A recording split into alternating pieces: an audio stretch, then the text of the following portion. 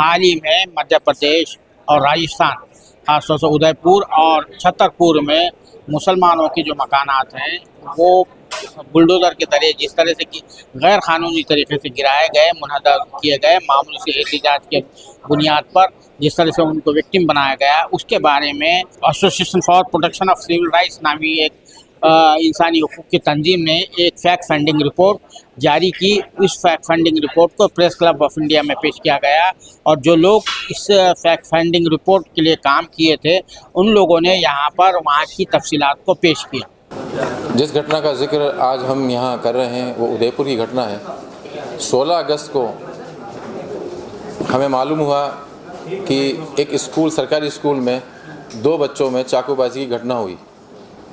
हमने हमारी टीम को, जो APCR की टीम उदयपुर की है, हमने उनसे कहा कि मालूमात कीजिए क्या बात हुई है। तो उन्होंने कहा कि एक बच्चे ने एक बच्चे को चाकू मार दिया।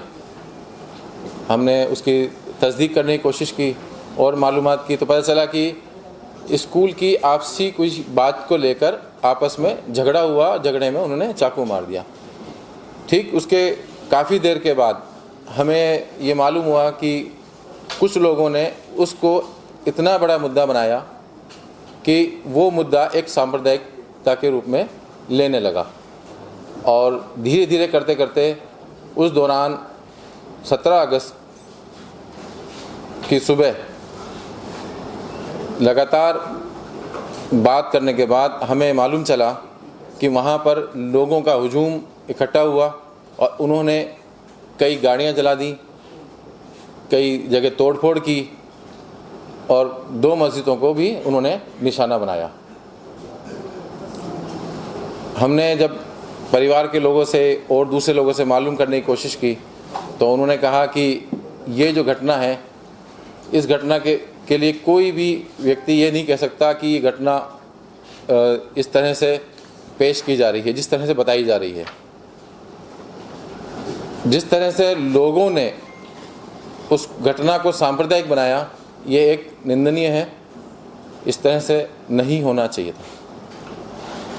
उसके बाद में हमने जब ग्राउंड में रिपोर्ट मांगी और हमने और मालूमात की तो हमें मालूम हुआ कि वहाँ पर ऐसी कोई बात नहीं थी जिसकी वजह से हिंदू मुस्लिम की बात जो सामने आ रही है वो आए।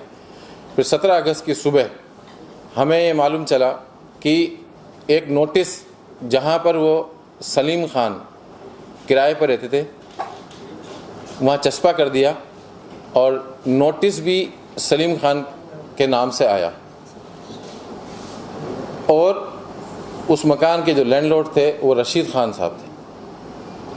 रशीद खान साहब ने कुछ कॉलोनी के लोगों को लेकर कलेक्टर साहब से, दिगर लोगों से मुलाकात करने की कोशिश की, उन्होंने किसी ने नहीं की।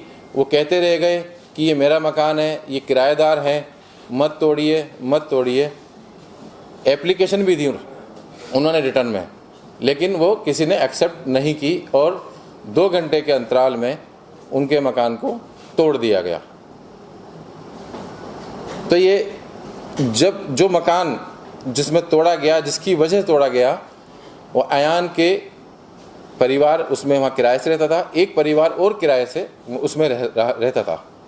उनका कहना है, जब हमने बातचीत की, कि उन्होंने हमें मौका भी नहीं दिया, हमारे आधे से ज़्यादा सामान नगर निगम अपनी ट्रॉली में भर के ले गई। तो उसमें उसकी जो बहन 18 साल की डिसेबल्ड है। तो बहुत सारी ऐसी चीज़ें हैं जिसको हम चाहते हैं कि कहना ये ठीक नहीं है। और 2 घंटे में जिस तरह तोड़ा गया, लगातार लोगों का हुजूम, लोगों की बातें, जो एक माहौल जो क्रिएट किया गया वो बहुत ही अलग था। 21 तारीख को ये जो घटना हुई है, असल में पहले से कलेक्टर साहब को ये बता दिया गया था और SP साहब को कि ये हम लोग वहाँ पर एक FIR करवाने के लिए आने वाले हैं। इत्तेफाक से उसी दिन एक और SC/ST ने पूरे भारत को बंद करने का भी ऐलान किया था, तो वो भी चल रहा था, तो पुलिस वहाँ बैठी हुई थी। जब ये लोग वहाँ पहुँचे, उन्होंने कहा कि FIR की जाए हमारी, तो पुलिस ने वहाँ मना किया कि FIR हम नहीं करेंगे, पहले हम इसकी जांच करेंगे, उसके बाद FIR करेंगे। उस पर काफ़ी टाइम तक बहस होती रही।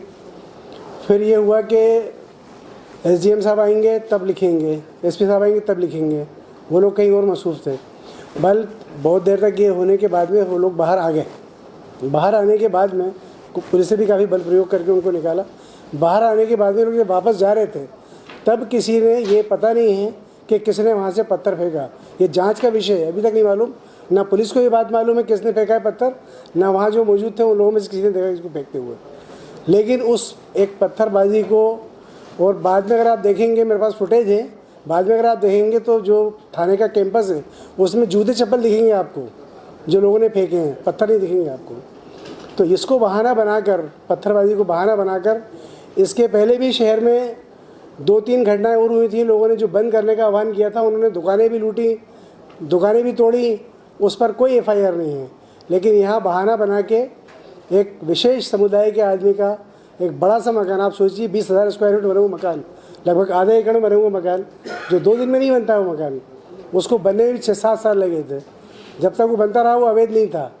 इस वक्त वो अवैध हो गया और उसको दूसरे दिन बिना किसी नोटिस के, बिना किसी उसके ले जाके बुलडोज कर दिया, तोड़ दिया गया। तोड़ने के बाद में सिर्फ इतना ही नहीं किया, बल्कि 47 लोगों के नाम नामजद रिपोर्ट की लिखी गई और बाकी 150 जो है वो अज्ञात में। अभी वहाँ जो हमने जब जाकर देखा कि वहाँ माहौल कैसा है, तो छतरपुर में दहशत का माहौल था। लोग अपने घरों में ताले लगाकर चले गए, शहर छोड़कर चले गए, इस डर से कि जो वहाँ नज़र आ रहा था उसको वो ले जाके बंद कर रहे थे। तो इस डर से लोग वहाँ से मकान छोड़ कर चले गए। बात करने के लिए हम गए तो लोग इतने डरे हुए थे कि ऐसा नहीं हम आपसे बात करें और हमें पुलिस पकड़ कर ले जाए। तो छुप के लोगों ने बातें की। इवन ये कि बात होने के बाद में अगर उनका नंबर हमारे पास है, वो बोल के इसको डिलीट कर दीजिए आप, ऐसा नहीं कि बाद में हमसे पूछताछ करें कि आपने क्या कहा है इनसे। तो इस तरह का माहौल बिल्कुल क्रिएट कर दिया गया है वहाँ पर, और लोग अपने घरों से चले गए हैं। हमने कोशिश की प्रशासन से बात करने की, तो मालूम हुआ कि वो उस दिन CM साहब का दौरा है तो सब उसमें मसरूफ़ हैं, तो हमसे बात करने का भी समय नहीं मिला उनको। हम 4-5 घंटे वहाँ पर रहे, हमने सब जाके देखा। फैमिली जो जिसका मकान तोड़ा था शहजाद का, उनके और उनके भाइयों के पूरा फैमिली जो उनकी है वो वहाँ से चली गई थी। बाद में सरेंडर कर दिया उन्होंने और अभी वो अंदर है।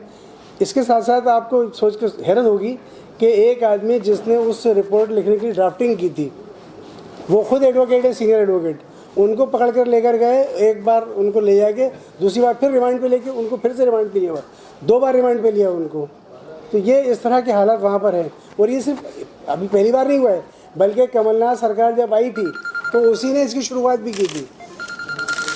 उन्होंने भी मकान को तोड़ने की शुरुआत की थी। पर फ़र्क इतना है कि कमलनाथ जी ने, उन्होंने भी मुस्लिम के मकान तोड़ा था भोपाल में, BJP के आदमी का, और इन्होंने मुसलमानों के तोड़ रहे हैं कांग्रेस को। यहाँ सोशलिस्ट के साथ साथ यहाँ पे सिर्फ यही नहीं कि भोपाल में, बल्कि खंडवा में आप देखिए, खरगोन में देखिए, सेंधुआ में देखिए, शाहजहाँपुर में, उज्जैन में, मतलब पूरे मध्य प्रदेश की हालत ख़राब है इस टाइम।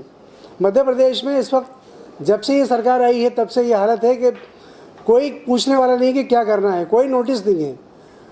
बस जहाँ कुछ हुआ और वो जाके उन्होंने मकान तोड़े। अभी हमें रिसेंटली हमने 7 मकानों के लिए स्टे लिया हुआ है। खंडवा के पास में एक छोटी सी घटना हुई थी और उस घटना को उन्होंने रंग दे दिया हिंदू मुस्लिम का, और वहाँ पर उन्होंने 7 मकान को नोटिस दिए तोड़ने के लिए। अभी हमने स्टे लिया 2 दिन पहले ही। तो ये APCR की टीम आज पहुँची और जाके सर्वे भी किया। और फिर मध्य प्रदेश में हम लोग देख रहे हैं कि इस वक्त बहुत बुरे हाल हैं। जहाँ कहीं कुछ होता है वो ले जाके सीधा, उन्हें और कोई काम ही नहीं है, ना कोई उसकी जांच करना है, ना कोई उसमें दोषियों को देखना है, बस सिर्फ इतना है। और अभी एक आप सबके सामने, आप लोग तो दिग्विजय सिंह जी ने ये कहा कि भाई कलेक्टर साहब ने कहा, भिंड कलेक्टर ने ये बात कही कि वो मुसलमान नहीं है इसलिए उसका मकान नहीं तोड़ेंगे हम। तो ये जो राजनीति है, जो नफरतें जो भरी जा रही हैं, इसको निकालने की ज़रूरत है। उदयपुर जाना हुआ। बुलडोज़र कोई नया नहीं है, पिछले 5 साल से APCR इसको मॉनिटर कर रही है और हम इसको कोर्ट के अंदर भी लड़ रहे हैं और ऐसे मीडिया एडवोकेसी के ज़रिए भी हम कोशिशें कर ही रहे हैं। लेकिन हाल ही की 2 घटनाओं ने जो है पूरा जो है हिंदुस्तान के अंदर जो ये चीज़ें वायरल हुई और लोगों का गुस्सा जो बुलडोज़र के ख़िलाफ़ देखने को मिला है, उसके लिए ये आज प्रेस कॉन्फ्रेंस है। हम लोग फील्ड विज़िट किए वहाँ पे, उदयपुर और छतरपुर दोनों जगह पे, ताकि आपको बुलडोज़र की सच्चाई से रूबरू करा सकें। उदयपुर से अगर शुरुआत करते हैं, उदयपुर में एक घटना होती है जो नाइफ स्टैबिंग की घटना है, और वैसी घटनाएं लगभग 4 से 7 जो मैंने न्यूज़पेपर कटिंग कलेक्ट की है हाल ही के दिनों में उदयपुर के अंदर ही हुई हैं। और सिर्फ ये कि ये स्पेसिफिक घटना जिसमें 2 कम्युनिटी के लोग शामिल थे, बल्कि बच्चे शामिल थे, हमें इस बात पे भी देखना चाहिए कि अगर ये नाइफ स्टैबिंग की घटना जो है स्कूलों में हो रही है तो उसके लिए हम एज अ सोसाइटी क्या कदम उठा रहे हैं। बट अगर हम स्टेट का देखें, स्टेट इंस्टीट्यूशंस का रिस्पांस देखें, और जो मॉब है, जो एक विचारधारा के लोग हैं, उनका रिस्पांस देखें, तो हम जो है आज जो यहाँ पे बैठे हैं उसकी हमें ज़रूरत नहीं पड़ती। हम देखते हैं कि कैसे एक मॉब जो है इकट्ठा होता है हॉस्पिटल के बाहर, और वो पूरी दुकानों को, मुस्लिम दुकानों को चुन चुन के, मुसलमानों की मस्जिदों को, मुसलमानों के कारोबारों को नुकसान पहुंचाने के लिए पूरी कोशिश करता है, और पुलिस उसके शाना बशाना उसके साथ जो है चलती है। तो एक एक्सटेंशन है कि एक मॉब कोई डिमांड करता है किसी चीज़ के बदला लेने की, किसी चीज़ के, वो जिसको न्याय का नाम दे रहा है उसको हम तो बदला कह रहे हैं, बदला लेने की कोशिश करता है। तो एक तो फॉर्म उसकी ये है। दूसरी, वो इससे भी उसका मन नहीं भरता है, फिर वो आगे चलता है, फिर बुलडोज़र का जो एक टूल है, जो इंस्टीट्यूशन है कि वन विभाग को भी वो उसमें इन्वॉल्व कर लेता है, नगर निगम को भी इन्वॉल्व कर लेता है, और पूरी स्टेट मशीनरी, लोकल एडमिनिस्ट्रेशन अपनी जेसीबी की मशीनरी लेके एक बेगुनाह आदमी के घर को जो है सपाट कर देती है, धराशायी कर देती है। तो ये बुलडोज़र की कहानी है, जबकि हमें मालूम है कि जो एक्यूज़ इसमें बनाया गया है, जो बच्चा है, जो child in conflict of law है, जिसके साथ टॉर्चर भी हुआ है, उसके फादर को भी इम्प्लिकेट किया है इन मामलों के अंदर। इसके बावजूद जो है उसके घर को भी, जो लैंडलॉर्ड है राशिद खान, उसके घर को धराशायी किया गया। और इसमें एक ख़ास बात यह है, जो राशिद खान ने भी बताया और जो एक्यूज़ की फैमिली है उसने वहाँ की अथॉरिटीज़ को इस बात से अवगत कराया कि जो एक्यूज़ड है उसका एक इनहैबिटेबल हाउस जो कच्चा है, उसकी दीवारें ऐसी नहीं हैं, उसकी छत जो है वो पक्की नहीं है, वो पहाड़ के ऊपर एक बना हुआ है। क्योंकि वहाँ पे बुलडोज़र पहुँचने का रास्ता नहीं है और अथॉरिटीज़ को जो है हीरो बनना है, ऑप्टिक्स में खेलना है, तो वो जो है उसके लैंडलॉर्ड का, जहाँ पे वो लोग रहते थे, वहाँ पे बुलडोज़ कर देते हैं। तो ये पूरी तरीके से बुलडोज़र की कार्रवाई एक तरीके से जिसे हम प्यूनिटिव कलेक्टिव पनिशमेंट कहते हैं, यानी कि सामूहिक सज़ा वो देना चाहते हैं, वो बदला देना चाहते हैं, और स्टेट मशीनरी जो है वो हिस्सेदार बनती है। ऐसे ही छतरपुर के अंदर हम देखते हैं जुलूस निकाला जाता है, जबकि सुप्रीम कोर्ट की, हाई कोर्ट्स की स्पेसिफिक गाइडलाइंस हैं, पुलिस रूल्स के अंदर ये बातें लिखी हुई हैं। फेमस DK बासु गाइडलाइंस हैं कि पब्लिक शेमिंग, यानी कि आप जो है जुलूस नहीं निकाल सकते अपराधियों का, या जिनके ऊपर सस्पेक्ट्स हैं, जो इल्ज़ाम लगे हैं। फिर भी उनसे एक नारा लगाया जाता है कि पुलिस हमारी बाप है, अपराध करना पाप है। तो इस तरह की पनिशमेंट्स के ज़रिए लोगों के अंदर खौफ स्टेट मशीनरी बिठाना चाह रही है, और ये ज़्यादातर BJP शासित राज्यों में हो रहा है। और हम देखते हैं कि अगर जो है वहाँ पे एक प्रोटेस्ट हुआ था, वो वायलेंट हुआ, पुलिस से झड़प हुई, तो ऐसे ही प्रोटेस्ट दूसरे राज्यों में भी हो रहे हैं। तो मामला एक ही है लेकिन रिस्पांस अलग है। झारखंड में हमने देखा क्या प्रोटेस्ट हुआ, कैसे BJP कार्यकर्ताओं ने, बंगाल में हमने देखा, हाल ही में कल हमने गाज़ियाबाद में देखा। लेकिन सिलेक्टिवली जब मुसलमान प्रोटेस्ट करता है तो क्या रिस्पांस स्टेट मशीनरी का होता है, वो देखने हमारे लिए योग्य है, जो हमने अपनी रिपोर्ट्स के अंदर इंक्लूड किया।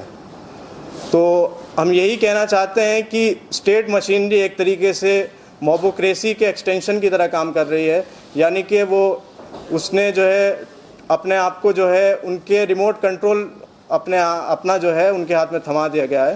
तो डेमोक्रेसी तो कहना बहुत मुश्किल है, तो ये एक तरीके से मोबोक्रेसी का जो है राज आ चुका है। उसमें बुलडोज़र है, पब्लिक परेड है, और कस्टोडियल टॉर्चर है, और बहुत सारी चीज़ें हैं। सबसे पहली बात यह है कि जब भी कम्युनल वायलेंस के ऐसे इंसिडेंट होते हैं तो उनमें जो समाज की और परिवार की औरतों पर असर पड़ता है उसको कई बार अनदेखा कर दिया जाता है। जैसे अगर उदयपुर की फैक्ट फाइंडिंग की अगर आप रिपोर्ट देखेंगे तो उसके अंदर जो अक्यूज्ड की मदर हैं शमीम बानो, उनकी 4 बेटियां हैं जिनमें से एक विकलांग है, और उनकी विकलांगता के कारण ही जो है उन्होंने ये किराए पे मकान लिया था ग्राउंड फ्लोर पर। अब ये जब इसको बुलडोज कर दिया गया है, और वो भी मतलब जैसे आप रिपोर्ट पढ़ेंगे तो आपको पता चलेगा कि नोटिस का तारीख जो है वो 16 तारीख थी, लेकिन चस्पा किया गया था 17 तारीख को।